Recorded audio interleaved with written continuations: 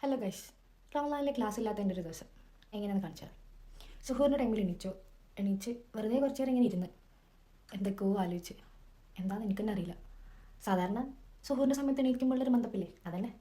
കുറച്ച് വെള്ളമൊക്കെ കുടിച്ച് പിന്നെ ബെഡൊക്കെ ഒന്ന് സെറ്റാക്കിയൊക്കെ വിചാരിച്ച് ബെഡൊക്കെ ഓർഗനൈസ് ചെയ്ത് വെക്കുമ്പോൾ ഒരു പ്രത്യേക ഫീലല്ലേ, ഒരു പോസിറ്റീവ് വൈബ് കിട്ടും. അതുകൊണ്ട് മാത്രം ചെയ്യുന്നു, അല്ലെങ്കിൽ തന്നെ ഫുള്ള് നെഗറ്റീവാണ് എല്ലായിടത്തും. അപ്പോൾ അത് കഴിഞ്ഞ് പിന്നെന്താ ചെയ്തേ, പിന്നെ നേരെ കിച്ചണിൽ പോയി ആദ്യം എടുത്തത് ABC ജ്യൂസാണ്. ABC ആപ്പിൾ ബീട്രൂട്ട് ക്യാരറ്റ് അല്ലേ, അത് കുറേ ദിവസമായി കുടിക്കാത്ത. അപ്പോൾ ഇന്ന് എന്തായാലും അത് കുടിക്കണമെന്ന് വിചാരിച്ച് അതെടുത്ത് ഒരു ചെറിയ അത് ഒറ്റ സിപ്പിന് കുടിക്കേണ്ടതാണ്.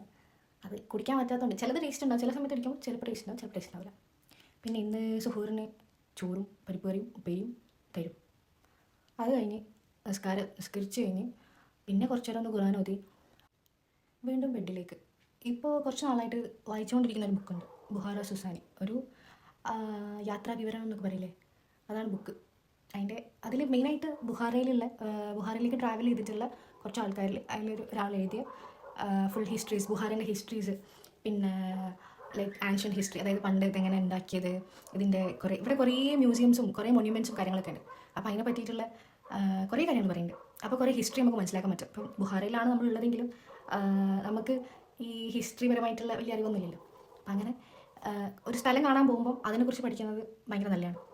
അങ്ങനെ അത് വായിച്ചുകൊണ്ടിരുന്നത്. പിന്നെന്താ, അത് വായിച്ചപ്പോൾ പണ്ട് സ്കൂളിൽ പഠിക്കുന്ന സമയത്ത് ഈ യാത്രാ വിവരണങ്ങളൊക്കെ എഴുതാൻ പറയുമ്പോൾ പ്രൈസൊക്കെ കിട്ടുമെന്ന് പറയുമായിരുന്നു. അങ്ങനെ ഇതുവരെ പ്രൈസൊന്നും കിട്ടിയിട്ടില്ല കേട്ടോ, അതിനുള്ള കഴിവൊന്നുമില്ല.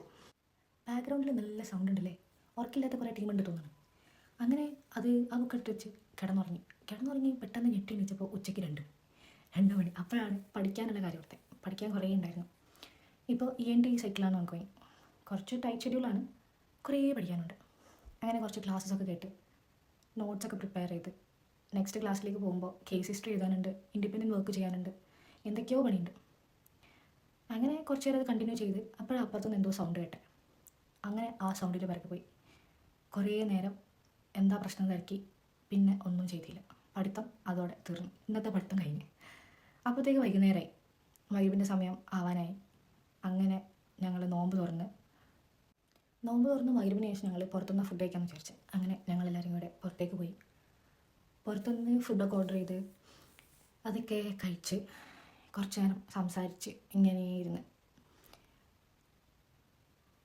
നോമ്പായതുകൊണ്ട് നല്ല വിശപ്പുണ്ട്, പിന്നെ എല്ലാം ഒന്നിച്ച് കിട്ടുമ്പോൾ എല്ലാ ഒരു സാധനം. അങ്ങനെ ഫുഡൊക്കെ കഴിച്ച് പിന്നെ തിരിച്ച് റൂമിലേക്ക്. അപ്പോൾ ഇത്രയേ ഉള്ളൂ. Bye bye, Tata.